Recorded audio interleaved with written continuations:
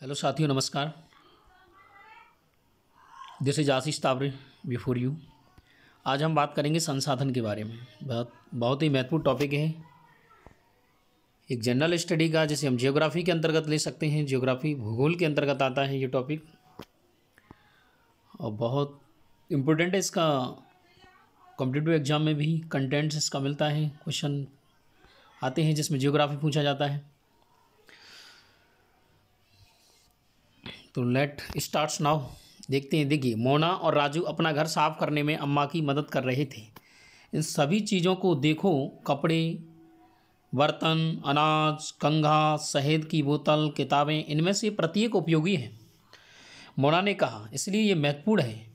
अम्मा ने कहा, ये संसाधन है। संसाधन क्या होता है? तो राजू ने प्रश्न पूछा कि संसाधन क्या होता है। तो उनकी जो अम्मा थी, उन्होंने बताया, उनकी माँ ने बताया, प्रत्येक वस्तु जिसका उपयोग आवश्यकताओं को पूरा करने के लिए किया जा सकता है, वह संसाधन कहलाता है।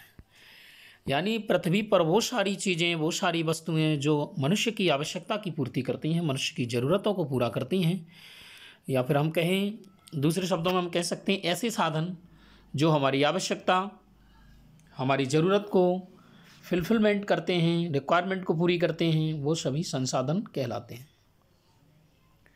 अपने चारों ओर देखिए और निरीक्षण कीजिए, आप संसाधनों की विविध प्रकारों को पहचानने में सक्षम होंगे। जैसे ही हम अपनी तरफ, चारों तरफ देखते हैं तो पता लगता है कि ये सारी चीज़ें जो हमें दिखाई देती हैं, जो हमारे लिए किसी न किसी रूप से, प्रत्यक्ष या अप्रत्यक्ष रूप से हमारे लिए उपयोगी हैं, हमारी आवश्यकता की पूर्ति करती हैं, उन्हें ही हम संसाधन कह सकते हैं।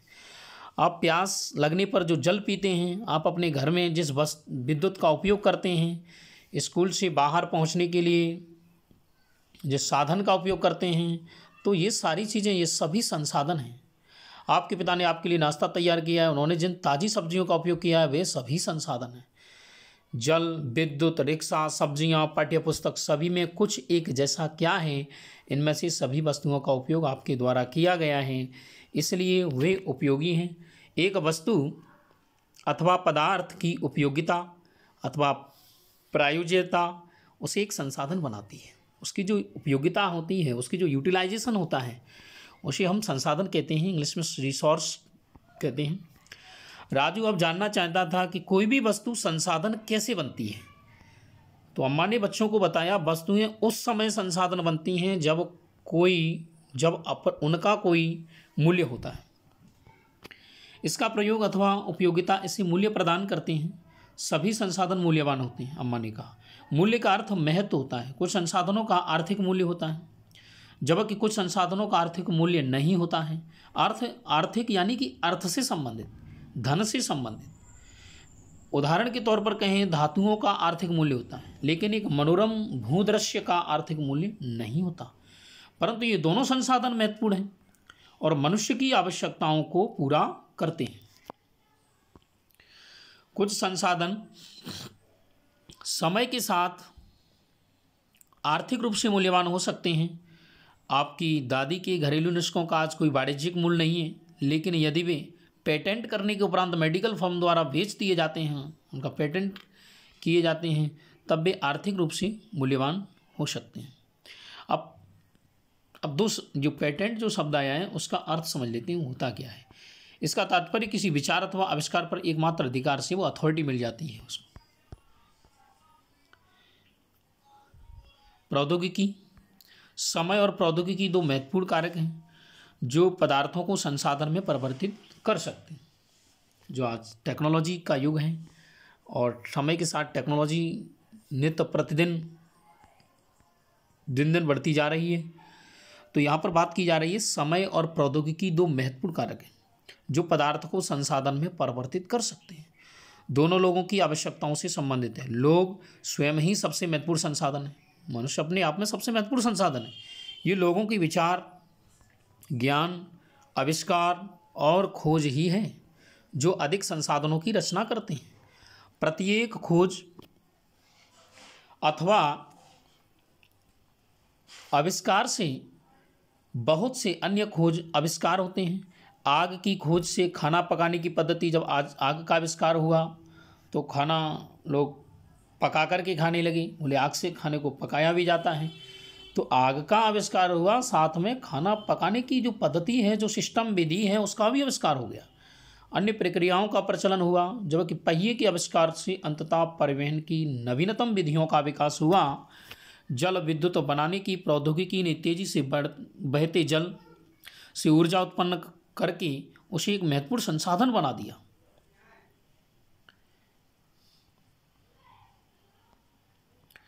अब बात करेंगे संसाधनों के प्रकार के बारे में। काइंड्स ऑफ रिसोर्स, संसाधन कितने प्रकार के होते हैं? तो जो संसाधन के प्रकार हैं वो 2 प्रकार के होते हैं। कौन कौन से? एक तो प्राकृतिक संसाधन होता है, एक होता है कृत्रिम संसाधन, मानवीकृत संसाधन, जो मनुष्य के द्वारा बनाए जाते हैं। एनसीईआरटी बेस्ड पुस्तक है, बहुत इंपॉर्टेंट कंटेंट रखती है अपने आप में।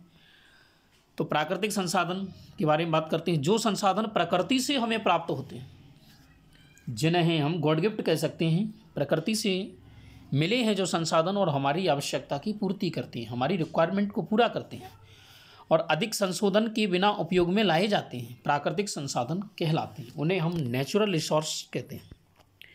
वायु, जिसमें हम सांस लेते हैं, नदियाँ और झीलों का जल, मृदा, खनिज, सभी प्राकृतिक संसाधन हैं। इन संसाधनों में से बहुत से प्रकृति के निःशुल्क उपहार हैं, यानी कोई शुल्क नहीं लगता, कोई पे आउट नहीं करना पड़ता उसके लिए, और सीधे ही उपयोग में लाए जा सकते हैं। कुछ परिस्थितियों में प्राकृतिक संसाधन का सबसे अच्छी तरह उपयोग करने के लिए औजार प्रौद्योगिकी की आवश्यकता हो सकती है। प्राकृतिक संसाधनों को विस्तृत रूप से नवीकरणीय और अनवीकरणीय संसाधनों में विभाजित किया जा सकता है। बहुत महत्वपूर्ण पॉइंट है ये, बहुत ही इम्पोर्टेंट पॉइंट है, यहाँ पर बात ध्यान करने योग्य है। देखिए, नवीकरणीय संसाधन वे संसाधन जो शीघ्रता से नवीनीकृत हो जाते हैं अथवा जिन्हें पुनः पूरित हो जाते हैं। इनसे कुछ असीमित संसाधन होते हैं और उन पर मानवीय क्रियाओं का प्रभाव नहीं होता, जैसे सौर ऊर्जा, पवन ऊर्जा, यानी जैसे आज सूर्य का प्रकाश मिल रहा है, कल भी मिलेगा। तो सौर ऊर्जा ऐसा संसाधन है जी नवीकरणीय है, यानी इसको पुनः नवीन किया जा सकता है, नवीनकृत। पवन ऊर्जा है, लेकिन फिर भी कुछ नवीकरणीय संसाधन जैसे जल, मृदा, वन का लापरवाही से यदि उपयोग किया जाता है तो इनके भंडार को प्रभावित कर सकता है। जल असीमित नवीकरणीय संसाधन प्रतीत होता है, फिर भी जल की कमी और प्राकृतिक जल स्रोतों का सूखना आज विश्व के बहुत से भागों में एक बड़ी समस्या बनकर के उभरा है। और सामने ये बात आई है कि जल का भी कमी देखने को मिलती है। यानी हम कह सकते हैं जल हालांकि ठीक है, पर्याप्त मात्रा में मौजूद है, लेकिन जो उसका उपयोगी भाग है उसका परसेंटेज कम है। तो जल को भी आवश्यकता के अनुसार ही खर्च करना चाहिए। अगला, अनवीकरणीय संसाधन वे संसाधन जिनका भंडार सीमित है, भंडार के एक बार समाप्त होने के बाद उनकी नवीनीकृत अथवा पुनः पूरित होने में हजारों वर्ष लग सकते हैं। यह अवधि मानव जीवन की अवधि में बहुत अधिक है। तो इस प्रकार के संसाधन अनवीकरणीय संसाधन कहलाते हैं। हम कह सकते हैं ऐसे संसाधन जिनका हम प्रयोग तो करते हैं बट इन्हें नवीन नहीं किया जा सकता, नाम से स्पष्ट होता है। इस बात का उल्लेख नाम में दिया गया है, अनवीकरणीय, यानी जिनको नवीन नहीं किया जा सकता, जैसे कोयला है, पेट्रोलियम है, प्राकृतिक गैस, इसके कुछ उदाहरण हैं। प्राकृतिक संसाधनों का वितरण भूभाग, जलवायु, ऊंचाई जैसे अनेक भौतिक कारकों पर निर्भर करता है। पृथ्वी पर इन कारकों में भिन्नता होने के कारण संसाधनों का वितरण असमान है। संसाधन का भंडार या उपयोग के लिए संसाधन की उपलब्ध मात्रा है। हाँ, मानव निर्मित संसाधन। अब प्राकृतिक संसाधन का जो दूसरा पहलू है, जो दूसरा प्रकार है, वो मानव निर्मित संसाधन है। कभी कभी प्राकृतिक पदार्थ जब संसाधन बन जाते हैं तब उनका मूल रूप बदल दिया जाता है। लौह अयस्क इस समय तक संसाधन नहीं था जब तक लोगों ने उनसे लोहा बनाना नहीं सीखा था। लोग प्राकृतिक संसाधनों का उपयोग पुल, सड़क, मशीन और वाहन बनाने में करते हैं, जो मानव निर्मित संसाधन के नाम से जाने जाते हैं। लोग जो प्रकृति के द्वारा जो संसाधन प्रोवाइड किए गए हैं, जो रिसोर्स प्रोवाइड्स हैं, उसका भी उपयोग मनुष्य अपने हस्तक्षेप के द्वारा, अपने इंटरफियर उसमें करता है और उसको अपने लिए उपयोगी बनाता है। पुल, सड़क, मशीन और वाहन बनाने में करते हैं, जो मानव निर्मित संसाधन के रूप में जाने जाते हैं। प्रौद्योगिकी भी एक मानव निर्मित संसाधन है। प्रौद्योगिकी, जो टेक्नोलॉजी का आविष्कार हुआ है, वो मनुष्य के द्वारा निर्मित संसाधन है, मनुष्य ने ये बनाई है। इसलिए हम जैसे लोग प्राकृतिक संसाधनों का उपयोग करके मानव निर्मित संसाधन बनाते हैं। मोना ने समझाते हुए कहा, हाँ राजू, स्वीकृति में सिर हिला दिया। अब बात करेंगे मानव संसाधन के बारे में। तो लोग और अधिक संसाधन बनाने के लिए प्रकृति का सबसे अच्छा उपयोग तभी कर सकते हैं जब उनके पास ऐसा करने का ज्ञान, कौशल तथा प्रौद्योगिकी उपलब्ध हो, टेक्नोलॉजी उपलब्ध हो। इसलिए मनुष्य एक विशिष्ट प्रकार का संसाधन है। मनुष्य अपने आप में एक बहुत स्पेशल संसाधन है, स्पेशल रिसोर्स कहा जा सकता है इसे। अतः लोग मानव संसाधन हैं। शिक्षा और स्वास्थ्य लोगों को बहुमूल्य संसाधन बनाने में मदद करते हैं। अधिक संसाधनों के निर्माण में समर्थ होने के लिए लोगों को कौशल में सुधार करना, उसको जो स्किल है उसको डेवलप करना, मानव संसाधन का विकास कहलाता है। अब प्रश्न, जो संसाधन है प्रकृति के द्वारा दिए गए हैं वो तो लिमिटेशन में है, उसकी तो लिमिट है। तो लिमिट है तो इसको संसाधन संरक्षण करने की आवश्यकता भी आती है। संसाधन को संरक्षण करना भी जरूरी है। तो मोना ने एक बुरा स्वप्न देखा। उसने देखा पृथ्वी पर सारा जल सूख गया है, सारे पेड़ पौधे कट गए हैं। ये इमेजिनेशन की बात की जा रही है। वहाँ पर न तो छाया है, न कुछ खाने पीने को है, लोग परेशान हो रहे हैं। मतलब ऐसी स्थिति पैदा हो गई कि संसाधन की कमी देखने को मिली। तो ये साधन क्या हैं, धीरे धीरे हम इनका कहीं दुरुपयोग कर रहे हैं या आवश्यकता के विरुद्ध इसका प्रयोग कर रहे हैं, आवश्यकता से ज़्यादा प्रयोग कर रहे हैं अनावश्यक रूप से। तो ये संसाधनों का विनाश हो रहा है, संसाधनों का ह्रास हो रहा है, संसाधन नष्ट हो रहे हैं। यदि हम नवीकरणीय संसाधनों के प्रति सतर्क नहीं रहते तो वो बहुत ही दुर्लभ हो सकते हैं और अनवीकरणीय संसाधन निश्चय ही समाप्त हो जाएंगे। तो फिर राजू ने कहा, हम इसके लिए क्या कर सकते हैं? बहुत कुछ। तो अम्मा ने उत्तर दिया, आप अपने दोस्तों से बात क्यों नहीं करते? तो ये है आगे, संसाधनों का सतर्कतापूर्वक उपयोग करना और उन्हें नवीकरण के लिए समय देना संसाधन संरक्षण कहलाता है। और संसाधनों का उपयोग करने की आवश्यकता और भविष्य के लिए उनके संरक्षण में संतुलन बनाए रखना सतत पोषणीय विकास कहलाता है। बहुत इंपॉर्टेंट वर्ड आया है, सतत पोषणीय विकास। सतत पोषणीय विकास का अर्थ क्या होता है? संसाधनों का उपयोग करने की आवश्यकता और भविष्य के लिए संरक्षण में संतुलन बनाए रखना। यानी कि कोई कार्य हम कर रहे हैं तो उसको भविष्य को ध्यान में रखते हुए, और मतलब वो संसाधन भविष्य में भी बना रहे और उसका उपयोग इस प्रकार करना है कि उसकी मतलब भविष्य में भी कमी ना हो। तो उसे हम सतत पोषणीय विकास कह सकते हैं। हाँ, इसका ये एक्सप्लेन दिया हुआ है। संसाधनों का सावधानीपूर्वक उपयोग ताकि न केवल वर्तमान पीढ़ी की अपितु भावी पीढ़ियों की आवश्यकताएं भी पूरी होती रहें, इसे हम सतत पोषणीय विकास कह सकते हैं। ठीक है। हाँ, तो संसाधनों के संरक्षण के अनेक तरीके हैं। प्रत्येक व्यक्ति उपभोग को कम करके वस्तुओं के पुनर्चक्रण, पुनः उपयोग द्वारा योगदान दे सकता है। अंततः यह एक विभिन्नता बनाता है क्योंकि सभी जीवन एक दूसरे से जुड़े हैं।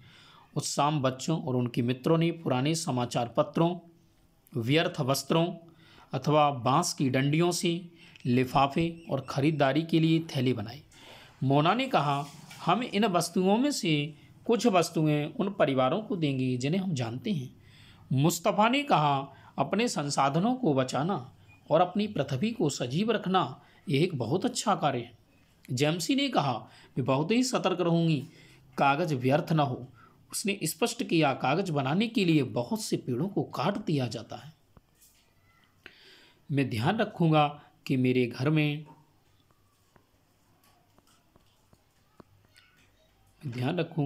में कोई विद्युत व्यर्थ ना हो, अनावश्यक रूप से बिजली इलेक्ट्रिसिटी ना जले। तो मुस्तफ़ा ने ज़ोर से कहा। तो ये सारी चीज़ें बच्चों को समझ में आ गई। ठीक है ना।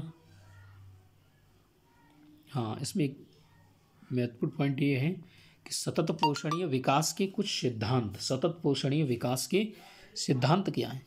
तो जीवन के सभी रूपों को आदर और देखभाल, मानव जीवन की गुणवत्ता को बढ़ाना, पृथ्वी की जीवन शक्ति और विविधता का संरक्षण करना, उसको सुरक्षित करना, प्राकृतिक संसाधनों की ह्रास को रोकना, कम से कम करना, पर्यावरण के प्रति व्यक्तिगत व्यवहार और अभ्यास में परिवर्तन लाना, समुदायों को अपनी पर्यावरण की देखभाल करने योग्य बनाना, ये सारी चीज़ें हैं। ठीक है, धन्यवाद। Thanks for watching video.